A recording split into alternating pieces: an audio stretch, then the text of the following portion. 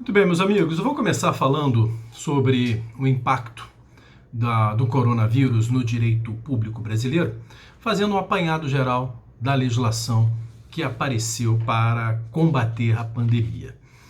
E eu peço muito cuidado porque, no primeiro momento, parece mais do mesmo. Isto é, a legislação tratando de assuntos que a gente já pode perfeitamente utilizar em qualquer situação de calamidade, em qualquer situação de emergência. Então eu tenho, por exemplo, na 13.979 de 2020, a previsão de poder contratar com dispensa de licitação em situação emergencial. Poxa, eu tenho lá no 24, inciso 24, da 8666 de 1993, essa regra. E se você olhar para as leis de licitações anteriores, também vai encontrar. Então, para que criar uma nova norma para trazer o que já tem? Eu tenho, por exemplo, na emenda 106, o artigo 2º, fala em processo simplificado de contratação de pessoal, contratação temporária. Poxa, 37, inciso 19 da Constituição de 88 admite isso. Já temos legislação aí, cada ente faz a sua, né? Regulamentando contratações temporárias de pessoal. Para quê? Uma nova lei regulamentando o que já é possível. Nessa mesma emenda constitucional, eu tenho a possibilidade de flexibilizar a regra de ouro, direito financeiro, artigo 67, inciso 3º da Constituição, onde no próprio inciso 3º, parte final, já admite a flexibilização, bastando uma lei do Congresso Nacional, maioria absoluta, autorizando quebrar a regra de ouro. Então, isso desanima um pouco, né? Porque você vai em cima da lei, tentar assimilar as novidades e acaba encontrando mais do mesmo. Pois bem, quando isso acontece, a experiência nos mostra que o que você tem que fazer é procurar eventual novidade, uma pequena variação. E isso você vai encontrar. Isso você vai encontrar. Por exemplo, em matéria de contratação emergencial, dispensa de licitação, a 13.979 vai do artigo 4º ao artigo 4I, se não me engano. Tem quase todo o alfabeto ali. 4º A, B, C, D, F, G, H, I. Quer dizer, bastante coisa. Admite, por exemplo, expressamente que você flexibilize alguns requisitos de habilitação nessa contratação. Flexibilize o processo administrativo de dispensa de licitação. Estão lembrados? Aquele processo lá do 26, parágrafo único da 8666, que eu vivo chamando a atenção para a sua importância. Permite que eu contrate empresas declaradas inidôneas. Olha, cara, radical. Essa eu nunca tinha visto em lugar nenhum, não, hein? 13.979 de 2020. Quer dizer, então, isso que você vai agregar ao seu estudo. Você aproveita e relembra o estudo. No meu caso, obviamente, a gente dá aula diariamente sobre o assunto. Eu não preciso relembrar, eu só vou acrescentando. Mas você que estuda diversas matérias, esse estudo está encostado lá, né? E é o que eu sempre falo, é o grande desafio de quem se prepara para concurso. Você tem que estudar hoje para lembrar dessa matéria daqui a um ano. Não é uma tarefa fácil. Isso aí é método, isso é que você tem. Porque você já tem a sua frequência de estudo, você precisa ter essa fórmula de lembrar isso com maior rapidez, ok? Então, é interessante. Eu tenho visto algumas pessoas desdenhar um pouco, não aguento mais falar de Covid, é porque as pessoas estão tratando do tema politicamente, com paixão, criticando se é atividade essencial ou se não é. Meu objetivo aqui não é esse. Meu objetivo aqui é um olhar totalmente jurídico. Depois, se quiser, a gente pode até bater um papo e tal, né? Quem agiu corretamente ou não, enfim, isso é uma outra história. Mas o meu objetivo aqui é puxar o que um examinador pode fazer em um concurso público, olhando para todas essas normas. Tá? Mas isso eu queria deixar bem claro inicialmente. Não há dúvida, é mais do mesmo. Agora, vamos nas peculiaridades.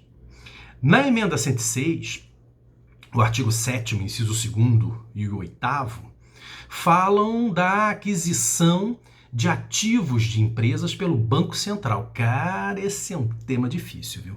Eu leciono direito econômico, né? Vocês sabem disso, falo sobre o Banco Central do Brasil, o Sistema Financeiro Nacional, e é uma das matérias mais difíceis que eu enfrento. Não tenho nem onde ler, é bem complicado.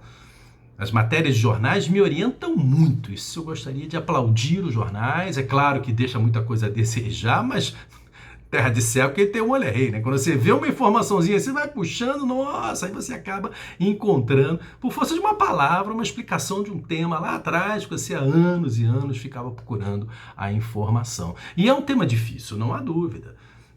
Fala em mercado secundário, aquelas expressões que a gente não está acostumado, né, a enfrentar, mas já está me assustando, hein? São regras que estão me assustando, a gente vai passar a comentar, então, esses assuntos fundamentais. Eu começo chamando a sua atenção, então, depois desse alerta, da forma de agir, que a 13.979 de 2020, olha a ementa, dispõe sobre medidas para o enfrentamento da emergência de saúde pública de importância internacional decorrente do coronavírus, responsável pelo surto de 2019. Vale frisar que essa lei ela já foi alterada por medidas provisórias, tá? Já foi objeto de ADIM, principalmente, a gente pode começar por esse tema, na definição do que venham a ser serviços essenciais. Vejam, no parágrafo 9º do artigo 3º, diz assim: o presidente da República disporá, mediante decreto, sobre os serviços públicos e atividades essenciais a que se referem o parágrafo 8º. Então, nós já temos aqui a previsão para o presidente da República fazer um decreto. O decreto, são vários também que já o alteraram, mas o primeiro, salvo engano, é o 10.282, de 20 de março de 2020.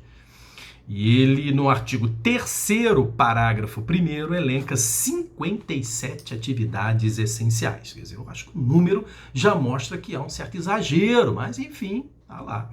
É a referência primeira. Vamos repetir aqui o decreto 10.282, de 20 de março de 2020. Artigo 3º, parágrafo 1º, elencando 57 serviços essenciais. Pois bem, estados e municípios, nós vimos isso, né, começaram a fazer os seus decretos e com uma restrição maior. E aí começou um embate entre os entes da federação relativo a competências.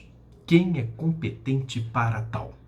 E nós tivemos dois questionamentos em juízo sobre o tema, né? O primeiro foi em relação a uma ADIM do ministro Marco Aurélio e o segundo, uma ADPF do ministro Alexandre de Moraes. Do ministro Marco Aurélio foi a ADIM 6341 e do ministro Alexandre de Moraes a ADPF 672.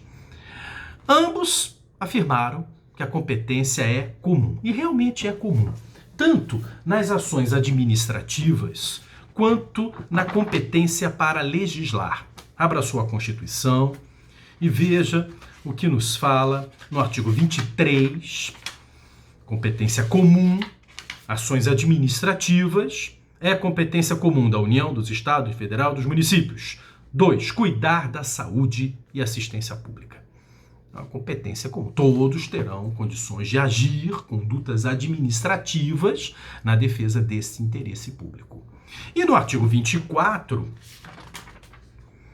compete à União, aos Estados, ao Distrito Federal legislar concorrentemente sobre, e eu chamo a atenção para o inciso 12, Previdência Social, proteção e defesa da saúde. Sendo que no artigo 24, eu gosto sempre de ir lá no artigo 30, compete aos municípios, inciso 1º, legislar sobre assuntos de interesse local. Isso me faz colocar o município lá no 24, com competência concorrente. O 2 lhe dá a supletiva, por isso que eu prefiro o 1. O 2, olha lá, suplementar a legislação federal estadual do que couber. Então, a defesa da autonomia municipal, para quem sonha então com PGM, importantíssimo, né? É ficar com o inciso 1º. O inciso 1º coloca como competência concorrente ao lado dos demais entes da federação. E Fecho o 24 com a lembrança importantíssima do parágrafo 1º do artigo 24, que nos diz: no âmbito da legislação concorrente, a competência da União limitar-se a estabelecer normas gerais. Nas ações administrativas, além do 23, inciso terceiro, foi terceiro? Não, foi o segundo, 23, inciso segundo. Eu destacaria também, a título de norma geral, só que aqui é ação administrativa, né, então não seria uma norma, o artigo 21 compete à União, e lá no inciso 18, planejar e promover a defesa permanente contra as calamidades públicas, especialmente as secas e as inundações. Nós estamos, tanto em âmbito federal, estadual e municipal, com calamidade pública declarada. Vamos falar sobre isso mais à frente, como se faz essa declaração, qual é o seu impacto, sua diferença para estado de defesa, de sítio e tal, porque também penso que é um tema muito importante. Então vejam que todos têm competência. Isso foi confirmado por uma DIN, por uma DPF, Supremo Tribunal Federal, e em todos esses casos, a União tem o poder de coordenar a política nas ações administrativas e criar as normas gerais em matéria de competência normativa. E isso não foi retirado da União. Principalmente o voto do ministro Alexandre de Moraes. Leia o relatório, meu amigo. Clica lá, não lê só o boletim informativo, leia o relatório dessa ADPF. Ele tem lá, eu acho que umas 9 páginas, não é nem muito extenso. Tá? Relatório, a ADPF é de 8 de abril de 2020. E eu chamo a sua atenção para o penúltimo e o último parágrafo. Olha o que disse o ministro Alexandre de Moraes no penúltimo parágrafo. Independente de superveniência de ato federal em sentido contrário, sem prejuízo à competência geral da União. Então, vocês, estados e municípios, vocês têm competência. Aí ele completa, independente de superveniência de ato federal em sentido contrário, sem prejuízo da competência geral da União. Parece até uma contradição, né? Falei, tô dando força aí para vocês, deixa para lá os atos da União, mas sem prejuízo dos atos gerais da União. Estranho, né?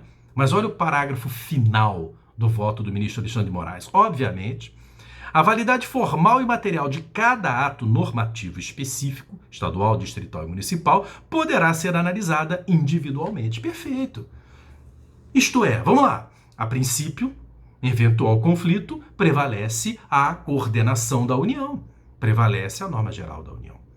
Agora, se os entes não chegarem a um acordo, porque eles têm que agir em conjunto, se não chegarem a um acordo, a ação vai bater no Supremo.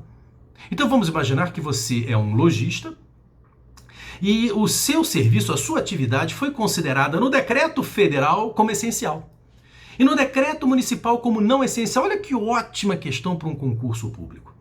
Aí você vai a juízo, claro, querendo liberar a sua atividade econômica, que o presidente está dizendo que é norma geral, o prefeito ou o governador está dizendo que não é.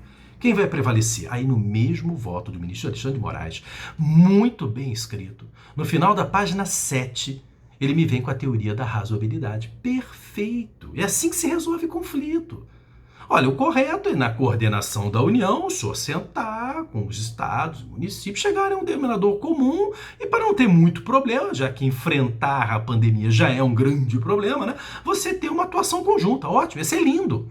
Mas se não está sendo possível, vamos lá, vamos tentar resolver a questão. Se não há um acordo administrativo, a pessoa que se sente lesada vai a juízo. E aí? O juiz vai desconsiderar a norma municipal só porque cabe à União criar a coordenação ou as normas gerais? Eu vou analisar, meu amigo, o ato em questão e vou usar a teoria da razoabilidade. Vamos apostar no ato mais razoável. E não sei se estão lembrados, em nossas aulas, a gente trabalha muito aquela colocação de que a razoabilidade não invade mérito. Ela cria limites para o mérito. Estão lembrados? Limite do alegado do econômico, do razoável, do custo-benefício, dos meios e fins, reserva do possível, mínimo existencial, e assim vai. E agora, altamente na moda, limite da ciência. Olha, limite da ciência. O que a OMS fala? O que os profissionais falam? Olha, é isso. É o limite da ciência. para, com base nessa análise, prevalecer uma dessas normas. Então, finalizando essa primeira colocação sobre esses serviços essenciais, não me parece acertado o presidente da República falar que ele perdeu essa atribuição, que agora compete a estados e municípios. Eu vi outro dia uma reportagem, ele lá no cercadinho, falando com as pessoas que apoiam o seu governo, que foi uma moça lá que não apoiava mais, e falou: o senhor nos traiu, já morreu tantas mil pessoas. Aí ele falou assim: vai reclamar com o seu governador. Tá errado, presidente, tá errado. Por quê? Porque o senhor tem atribuição e maior do que a do governador, que é coordenar e criar as normas gerais. E quem coordena, senta, conversa, escuta o que não gosta. Tem que saber levar, pô. Isso é governar, né? Então, ele não pode lavar as mãos diante dessa decisão do Supremo. Isso é um erro, isso é uma omissão. Porque ele não perdeu a atribuição. O que o Supremo disse cabe a todos. E o eventual conflito que aqui venha a chegar será resolvido pela teoria da razoabilidade, o que me parece extremamente acertado. Ok? Então, aí a nossa primeira lição em relação específica ao tema da Covid, serviço essencial, competência dos entes da federação. Valeu, depois a gente volta com mais informação. Obrigado aí pela sua atenção. Tchau.